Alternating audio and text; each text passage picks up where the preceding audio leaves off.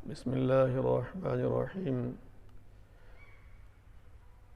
چونکہ عید کی نماز کا طریقہ اور نمازوں کے طریقے کے برخلاف ہے، تھوڑا سا کچھ فرق ہے، اس لیے نماز عید کا طریقہ بتایا جاتا ہے۔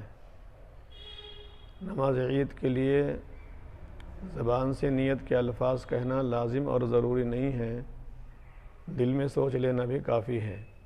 مثلاً دل میں ارادہ کر لیں کہ ہم نماز عید اللہ کے واسطے ادا کر رہے ہیں، یہ سوچ کر بسم اللہ پڑھ کر اللہ اکبر کہہ کر تکبیر تحریمہ کہہ لیں تو اس سے بھی نماز صحیح ہو جائے گی۔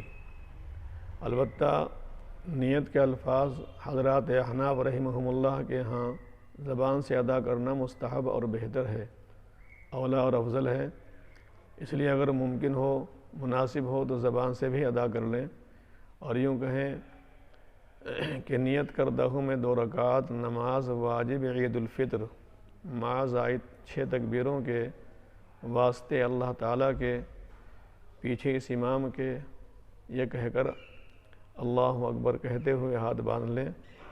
اس کے بعد ثنا پڑھیں، امام بھی ثنا پڑھیں، مقتدی بھی ثنا پڑھیں۔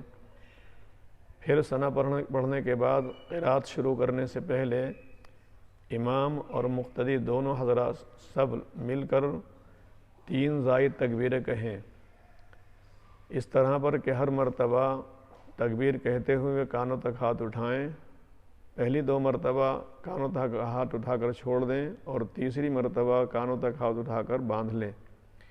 یعنی پہلی مرتبہ اللہ اکبر کہتے ہوئے ہاتھ اٹھا کر ہاتھ چھوڑ دیں، پھر دوسری مرتبہ اللہ اکبر کہتے ہوئے ہاتھ اٹھا کر چھوڑ دیں، پھر تیسری مرتبہ ہاتھ اٹھا کر اللہ اکبر کہتے ہوئے ہاتھ اٹھا کر ہاتھ باندھ لیں، چھوڑے نہیں۔ یہ 3 تکبیریں پہلی رکعت میں ثنا کے بعد قرات سے پہلے ہوتی ہیں۔ جس طرح امام یہ 3 تکبیریں کہتا ہے، اسی طرح مقتدی حضرات بھی تینوں تکبیریں کہیں گے۔ پھر اور نمازوں کی طرح یہ پہلی رکعت پوری کی جائے، یعنی امام اعوذ باللہ اور بسم اللہ آہستہ پڑھ کر قرات شروع کر دیں، 1 رکعت پوری کریں، پھر دوسری رکعت کے لیے جب کھڑے ہوں تو بسم اللہ آہستہ پڑھ کر سورہ فاتحہ شروع کریں، پھر کوئی سورت ملائیں اور رکوع میں جانے سے پہلے دوسری رکعت میں قرات کے بعد پھر زائد 3 تکبیریں ہوں گی۔ امام اور مقتدی دونوں حضرات مل کر یہ زائد تکبیریں کہیں گے۔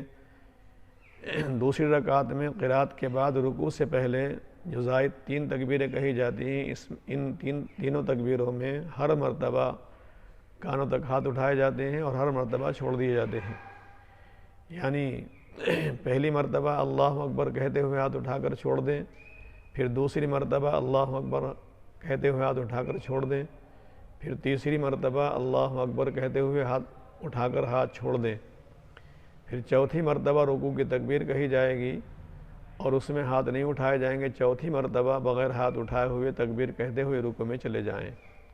یہ زائد 3 تکبیریں دوسری رکعت میں قرات کے بعد ہیں، رکوع سے پہلے، اور پہلی رکعت میں قرات سے پہلے ہیں، اس طرح پر کہ دونوں رکعتوں میں زائد تکبیروں کے درمیان میں قرات ہوگی، قرات کے درمیان تکبیریں نہیں ہوں گی۔ پہلی رکعت میں قرات سے پہلے، دوسری رکعت میں قرات کے بعد، پھر دوسری رکعت اور نمازوں کی طرح پوری کر کے سلام پھیر دیں۔